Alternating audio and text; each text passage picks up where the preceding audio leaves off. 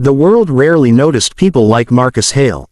He arrived before sunrise, when the city was still half asleep and the office towers loomed like silent giants against the faint blush of dawn. Inside Brighton Tech, the lobby smelled faintly of lemon cleaner and coffee. Marcus moved through the space with quiet precision, pushing his mop, humming under his breath, a tune no one could quite place. He was always early, always invisible. By the time the employees began trickling in, Marcus had already emptied the trash bins, polished the marble floors until they gleamed like mirrors, and set out neatly stacked cups by the coffee machine. When people arrived, their reflections looked perfect, because he made them that way. To everyone else, Marcus was just the janitor. No one noticed the way his hands trembled slightly when he picked up the heavy trash bags. No one asked why he never took his lunch break in the cafeteria. They greeted him with quick nods, some polite, most distracted. All except one person. Evelyn Drake, the CEO of Brighton Tech, had noticed him. She wasn't sure when it started. Maybe it was the day she saw him quietly fixing a broken chair in the conference room while her senior executives were loudly debating profit margins. Maybe it was how he always seemed content, even when others weren't. Evelyn was known for her sharpness, flawless suits, flawless presentations, flawless walls around her emotions. She didn't have time for small talk. But something about Marcus's stillness intrigued her. One stormy Friday morning, Evelyn arrived unusually early. Her meeting with overseas investors was scheduled for 7 a.m., and she wanted to review the quarterly report in silence before the chaos began. But as she entered the lobby, she stopped in her tracks. There, under the flickering light near the heating vent, was Marcus. He was crouched down, his weathered hands holding a small white envelope. He seemed to be counting something inside, slowly, carefully, his lips moving silently. When he realized she was there, he flinched slightly and stuffed the envelope into his pocket. "Good morning, Ms. Drake," he said quickly, standing straight and giving his usual faint smile. "Good morning," she replied, her eyes narrowing slightly. "Everything all right?" "Yes, ma'am. Just making sure things are ready for the day." He turned back to his mop, but his shoulders seemed tenser than usual. Evelyn didn't think much of it at first. She was too focused on her meeting. But later that afternoon, she overheard two HR assistants whispering in the corridor. "Did you know Marcus donates half his paycheck every month?" One said. "Half? That can't be true." "It is. My cousin works at the local shelter. She said he's been sending money to an orphanage for years. The director there says they wouldn't have survived without his help." Evelyn froze. Half his paycheck. The man barely made enough to live on. Why would he give so much away? That evening, after the building emptied and the rain began to fall again, Evelyn sat alone in her office. The city lights flickered below her window like restless stars. She couldn't stop thinking about Marcus, the envelope, his calm smile, his quiet life. She picked up the phone and called Our. "Tell me about Marcus Hale," she said simply. There was a long pause on the line. "Marcus, he's been with us almost 8 years. Never late, never complains. I think he rents a small apartment a few blocks away. Oh, and, well, you've probably heard. He donates to St. Thomas Orphanage. Do we know why?" Evelyn asked. "They say he grew up there. Lost his parents when he was 6. The director told me once that one of the boys there reminds him of his younger brother, who passed away when they were kids. He's been helping ever since." Evelyn didn't speak for a long time. When she finally hung up, she felt a weight in her chest she couldn't explain. She thought of the bonuses her executives demanded, the expensive dinners, the corporate trips, all the money and privilege she took for granted. And then she thought of Marcus, quietly giving away half of what little he earned, and never telling anyone. The next evening, long after most lights in the building went dark, Evelyn found herself walking down the hall to the janitorial closet. Marcus was there, of course, wiping down a row of empty desks. His shirt sleeves were rolled up, and the faint smell of disinfectant filled the air. "Marcus," she said softly.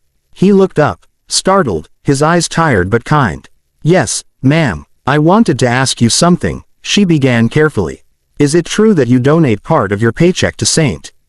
Thomas Orphanage?" Marcus hesitated. His expression flickered between confusion and embarrassment. "I do, ma'am," he said finally.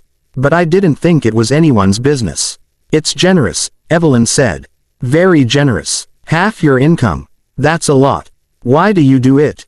He leaned on his mop handle, staring at the polished floor for a moment before answering. When I was little, that place was home. Not much of one, maybe, but it was where I learned what kindness looked like. The sisters there, they fed me when no one else would. My brother, Tommy, he used to dream of coming back one day, helping the other kids. He didn't make it. He paused, his voice lowering. So I guess I'm doing it for both of us. Evelyn swallowed hard. She had no idea what to say. You've never told anyone, she murmured. No need to, Marcus said simply. I'm not doing it for thanks. I'm just doing what I can. His words hung in the air like a quiet echo. For a long moment, neither of them spoke. Outside, thunder rolled over the city. Inside, the hum of fluorescent lights filled the silence between them. Evelyn finally nodded. You've given me something to think about, Marcus, she said quietly. He smiled again, that same small, humble smile. Just doing my job, ma'am.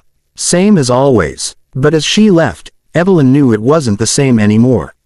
That night, as she sat in her luxury apartment overlooking the skyline, she thought about the man who scrubbed her floors before dawn. A man who had every reason to be bitter but chose generosity instead.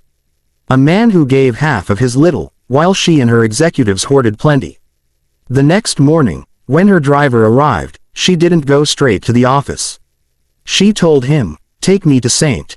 Thomas Orphanage," because for the first time in years, Evelyn Drake wanted to understand the world outside her glass tower, and the quiet man who had already found his purpose within it. The road to St. Thomas Orphanage wound through the quieter part of the city, where the glass towers gave way to old brick buildings and tree-lined streets. Evelyn Drake sat in the back seat of her car, staring out the window, her thoughts running faster than the raindrops that streaked the glass. She had spent her life chasing growth charts, profit margins, and boardroom victories. Yet, here she was, nervous to visit a crumbling orphanage because of one janitor's kindness. When the car stopped, Evelyn stepped out into the cool morning air. The orphanage was smaller than she expected. The once white walls had faded to gray, and the gate creaked when she pushed it open. But there was laughter, bright, unfiltered laughter, coming from the courtyard. Children ran barefoot through the puddles, their giggles echoing off the cracked walls. And in the center of it all sat Marcus Hale. He was cross-legged on the ground, carefully repairing a toy truck with a screwdriver that looked older than some of the kids. One little boy clung to his arm, another leaned over his shoulder, offering advice he clearly didn't need. "Try now, Liam," Marcus said, smiling as the boy twisted the wheel. The truck rolled a few inches across the wet ground, and the children cheered as if it were a miracle. Evelyn stood quietly at the gate, watching. Something in her chest tightened. It wasn't pity, it was recognition. For the first time, she saw Marcus not as an employee, but as a man whose life meant something deeper than most ever knew. A woman in her 60s approached, her gray hair tucked neatly under a scarf. "You must be Ms. Drake," she said warmly. "I'm Sister Angela, the director here. Marcus didn't tell us you were coming." "I didn't tell him," Evelyn admitted.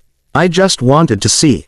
Sister Angela smiled knowingly. "He's here every Sunday. Sometimes he brings food, sometimes just his company. The children adore him." Evelyn followed her inside. The orphanage smelled faintly of paint, bread, and childhood. The hallways were lined with drawings, some bright, some clumsy, but all full of color and hope. "We do what we can," Sister Angela said. "But funds are always tight. Marcus helps keep the lights on, quite literally." Evelyn frowned. "He's been donating that much for years. Every month, without fail. Even when he was sick last winter, he sent his envelope." Evelyn stopped walking. "He was sick," Sister Angela nodded. "Bronchitis. Wouldn't stop working, though. Said the kids needed him more than he needed rest." Evelyn felt a lump form in her throat. She turned to the window where Marcus still sat surrounded by laughing children. His smile was genuine, his movements slow but full of care. She thought about her own life. Her penthouse apartment with its silent rooms, her fridge filled with food she never cooked, her inbox full of people who wanted something from her. When had she last felt this kind of peace? Sister Angela's voice broke through her thoughts. You know, Ms. Drake, money is easy to give. But Marcus gives time, and that's harder. He gives heart. Evelyn nodded slowly. I can see that. She stayed longer than she intended. Long enough to see Marcus lead the kids in a game of tag, to watch him bandage a scraped knee with the same gentleness as a father. When the sun began to set, Evelyn walked toward him. He looked up, surprised. Ms. Drake, what are you doing here? I came to see where you disappear to every Sunday, she said softly. He smiled, brushing dirt from his knees. Not much to see, just a few kids and a leaky roof. I'd say there's a lot more than that, she replied. He tilted his head. You didn't have to come all this way, ma'am. I did, she said, meeting his eyes. Because I realized something. You've done more for this city, for these children, than most people in my position ever will. And I don't intend to let that go unnoticed any longer. He blinked, unsure how to respond. Ms. Drake, I don't do this for recognition. I know, she interrupted gently. That's exactly why it matters. She took a deep breath. Brighton Tech has a community outreach program. It's small, underfunded, and honestly, I've never paid it much attention. But I want to change that. I want to create something bigger. A foundation in your name. Marcus looked stunned. In my name? No, ma'am, that's not necessary. It is, she said firmly. You've inspired me. You reminded me that leadership isn't just about profit, it's about purpose. You've given hope quietly. Let's make that hope louder. For a long time, Marcus said nothing. His weathered hands fidgeted with the screwdriver in his pocket. I don't know what to say, he murmured. Say yes, Evelyn said simply. He gave a small, disbelieving laugh. I don't even own a suit, ma'am. Then we'll get you one, she replied with a smile. 3 months later, the Hale Foundation for Hope was born. Brighton Tech poured resources into the project. New computers for the orphanage, scholarships for teenagers aging out of the system, and mentorship programs connecting underprivileged youth with company professionals.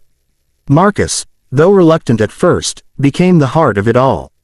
He didn't sit behind a desk or wear a tie. He preferred to be out in the field, teaching the kids how to fix things, visiting shelters, ensuring every donation reached real people. And through it all, Evelyn watched him with a kind of awe. She realized that his strength didn't come from ambition but from compassion, the kind that expected nothing in return. At the foundation's opening ceremony, cameras flashed and reporters filled the courtyard. Evelyn stood at the podium, but when it came time to speak, she gestured for Marcus to join her. He hesitated, uncomfortable under the spotlight, but the children's cheers carried him forward. Evelyn's voice trembled slightly as she spoke. This foundation exists because one man reminded us that generosity has no rank or salary. He showed us that true wealth isn't measured in money, but in the lives we touch. She turned toward him. Marcus Hale, on behalf of Brighton Tech and everyone whose life you've changed, thank you. She handed him a plaque that read, for the man who gave more than money, he gave hope. Applause filled the room. Marcus blinked rapidly, clearly fighting tears. I don't deserve all this, he said softly into the microphone. I just wanted to help a few kids. Never thought anyone would notice. Evelyn smiled. That's exactly why you deserve it. That evening, long after the ceremony ended, Marcus returned to St. Thomas Orphanage. The kids rushed to greet him, tugging at his hands, showing him their new books and toys. He laughed, sitting under the old tree with Liam beside him. You like your new computer? He asked. Liam grinned. It's awesome. I'm gonna learn coding so I can work for Brighton Tech someday. Marcus chuckled softly. You'll do even better than that, kid. As the night deepened, Marcus looked up at the stars. His brother's face flickered in his memory. Tommy, young and hopeful, promising they'd make a difference one day. Well, we did it, Tommy, he whispered. You and me. Miles away, in her penthouse office overlooking the city, Evelyn turned off her laptop for the first time before midnight. She stepped out onto her balcony, feeling the cool breeze on her face. For the first time in years, she wasn't thinking about numbers or deadlines. She was thinking about people. About Marcus. About the laughter of children. And she smiled, realizing that sometimes it takes the quietest soul to teach the loudest lesson about humanity.